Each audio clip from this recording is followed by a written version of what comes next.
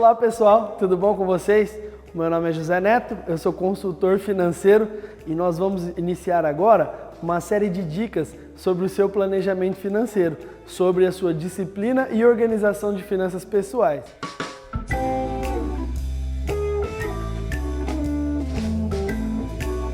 Traçar os objetivos financeiros. Então nós precisamos ter objetivos financeiros bem traçados para nós podermos aí então partir para um planejamento financeiro. Quando a gente vai fazer uma viagem, quando a gente vai fazer a compra de alguma coisa, a gente quer saber no mínimo como eu vou fazer isso, o que eu vou comprar, o quanto eu tenho para gastar e quando que eu quero adquirir isso.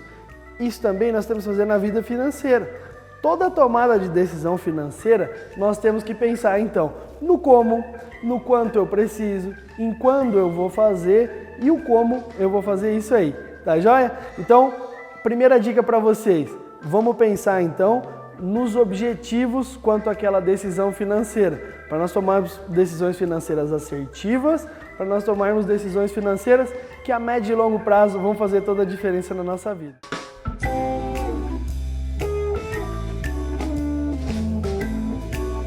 A segunda dica é a base de tudo, é o fluxo de caixa.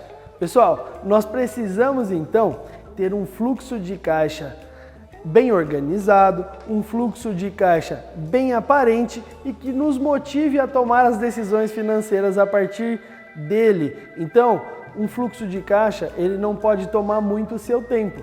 Então, procurem aí aplicativos que vão trazer facilidade para você fazer o seu fluxo de caixa. Procurem também planilhar o seu fluxo de caixa para que fique dinâmico e você acesse algumas vezes para lembrar do seu fluxo de caixa.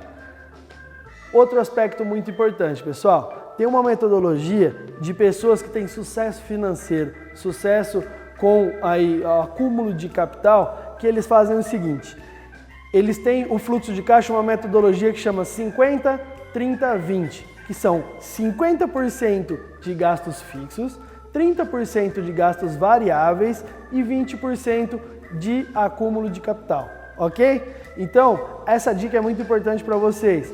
Adequem seu fluxo de caixa, apliquem a metodologia de 50, 30, 20 e comecem então uma organização financeira. Essa disciplina vai fazer toda a diferença aí na sua vida financeira, nas suas finanças pessoais.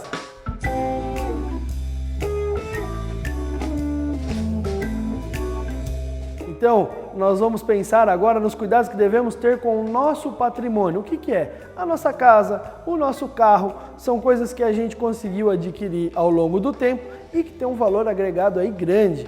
Por quê, pessoal? Se nós tivermos cuidado com isso, e os nossos objetivos financeiros bem traçados, nós sabemos para onde estamos indo e que nós vamos chegar. E se acontecer um problema no meio disso tudo e você perder um patrimônio e tiver que comprar outro patrimônio, isso pode afastar você dos seus objetivos financeiros. E, gente, não é o que a gente quer nos afastar aí dos nossos objetivos financeiros, que nós traçamos desde o primeiro passo. Então, pessoal, cuidados com o seu patrimônio. Procure saber quais modalidades facilitariam, quais modalidades te ajudariam a cuidar do seu patrimônio. Seria dentre elas aí, pode ser a melhor solução para um carro, um seguro, a melhor solução para casa, um seguro que também tem um valor muito baixo e resguarda aí boa parte do seu capital, boa parte do que você já adquiriu.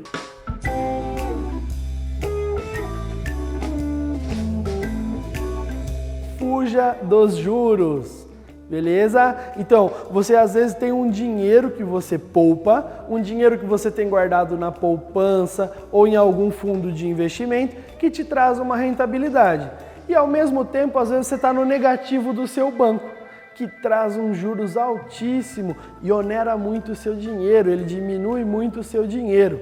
Então, pessoal, fuja dos juros negativos. Se você tem uma dívida que tem muitos juros, sane essa dívida o mais rápido possível, porque o juros composto, quando negativo, ele é muito grande.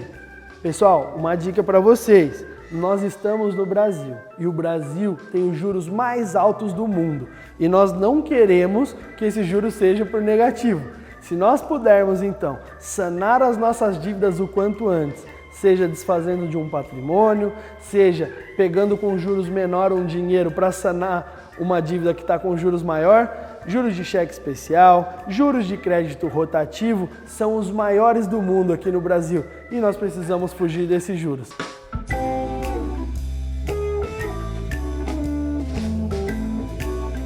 O acúmulo de curto prazo. O acúmulo de curto prazo é, se você tem um fluxo de caixa saudável, seus objetivos bem traçados, você fez os cuidados com o seu patrimônio, não está pagando juros abusivos em nenhuma instituição, você começa a acumular um capital, acumular um dinheiro. E aí você vai fazer um negócio que chama reserva de emergência. A reserva de emergência, ela consiste de 3 a 6 vezes o valor que você tem de despesa mensal. Então você vai acumular um capital de 3 a 6 vezes a sua despesa mensal. Para quê? Como o próprio nome diz, a reserva de emergência é para se você tiver alguma emergência no meio do caminho, queimou um eletrodoméstico, aconteceu alguma coisa com o meu carro, eu vou acessar essa reserva de emergência, vou sanar o meu problema e depois eu volto a acumular ela. Também, pessoal, nós temos na reserva de emergência uns ocorridos um pouco maiores que podem acontecer conosco. Talvez a perda de um emprego. Quando você perde o emprego, você continua tendo as suas despesas, a reserva de emergência vem nessa hora para segurar as suas despesas entre 3 e 6 meses, que é o valor do acúmulo que você fez.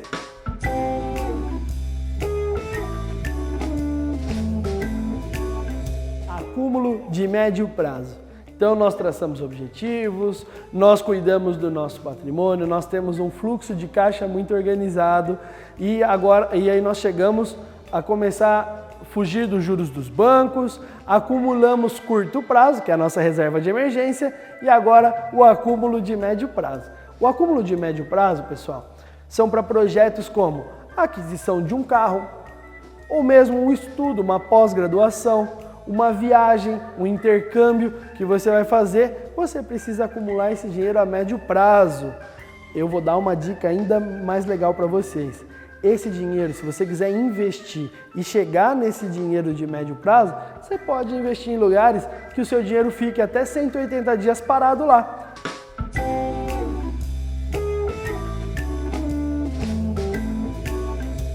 Aposentadoria. Nós temos que planejar a nossa aposentadoria. E o quanto antes nós planejarmos nossa aposentadoria, mais diferença vai fazer no acúmulo que você vai ter a hora que você se aposentar.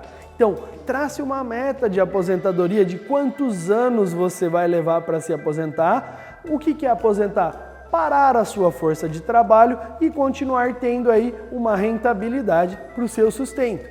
Então, planeje uma aposentadoria, procure planos de aposentadoria que se adequam ao tempo e à quantidade que você pode poupar para resgatar lá na frente. Ou, pessoal, se vocês, num plano de aposentadoria, não se sentirem à vontade de pegar um plano para a aposentadoria e tiverem um acúmulo de capital que vai chegar num valor que você possa se aposentar, também é interessante.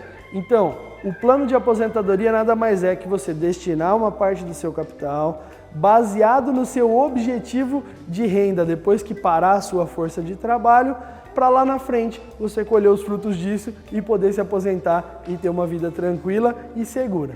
Pessoal, esses foram então os 7 passos para o seu planejamento financeiro saudável, para uma disciplina das suas finanças pessoais. Ok? Eu sou o José Neto e contem conosco aí para o seu planejamento financeiro. Até logo, pessoal!